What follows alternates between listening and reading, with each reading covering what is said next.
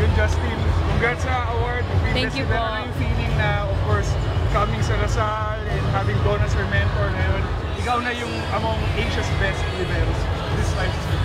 Siguro super happy lang ako kasi syempre lahat naman nag-work hard and yun nga, lagi ko lang sinasabi na hard work pays off. Yun, parang hindi ako titigil.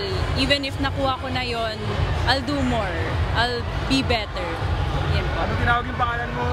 Yung gulat din yung emotions dito sa'yo. So, describe mo lang yung feeling mo yung ikaw yung nanalong best libero. Sobrang naiiyak talaga ako yun, pero pinigilan ko kasi nahihiya talaga ako na makita nila yung reaction ko na umiiyak. Pero yun, super happy. Siguro ano na lang yung kailangan pang improve ng Alas after back-to-back goals. Saan pa yung kulang sa tingin mo na kailangan punan ng natin? Siguro we have to always stick to the system, always go back to the system kasi yun naman lagi yung pinanghuhugutan namin to be better and to improve more para mapatunayan namin na we are getting better and stronger. Yun. And isa nga sa mga una mong experiences din sa national team, gano'n na lang kalaki siguro yung dream mo as a player from playing with the Carry and now for national team, yung improvement na lang po yun? Siguro mas naging mature lang ako and yun nga, being consistent sa mga ginagawa ko. And yun, madadala ko rin naman yung leadership and then yung mga natutunan ko from international sa mother team ko.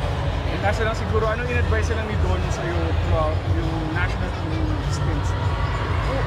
More on ano siya, naging role model ko si Ate Don. More on naging mentor ko siya na tinutulungan niya ako. Even if meron siyang mga responsibility na ginagawa for herself para matulungan yung team, naging ano ko siya, naging anchor ko siya.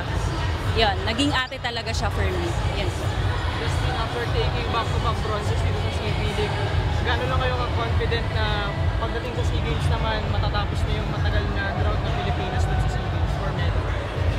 Siguro added motivation and inspiration yung mga nakuha namin na experience dito sa CV League and alam namin na mas magiging strong kami and yan.